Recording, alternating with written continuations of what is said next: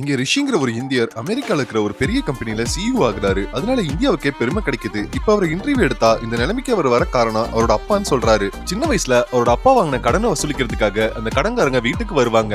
அப்படி வரவங்க இவங்க அப்பா கிட்ட எவ்வளவுதான் மோசமா பேசினாரோ அதை இவங்க கிட்ட இவர் காட்டிக்க மாட்டாரு. இதனால என்னோட அம்மா எப்ப அந்த கடன்காரங்க வீட்டுக்கு வருவாங்கிற பயத்தோடயே இருப்பாங்க. அதனாலதான் நான் உழைச்சி இந்த நிலைமைக்கு வந்தேன்னு சொல்றாரு. அப்ப அவரோட பிஏ பர்த்டே பார்ட்டின்னு இவரை இன்வைட் பண்றாங்க. அங்க போய் பார்த்தா அது ரிஷிக்கு சர்ப்ரைஸ் பார்ட்டியா இருக்கு. ரிஷி கூட படிச்ச எல்லாரும் அங்க வந்திருக்காங்க.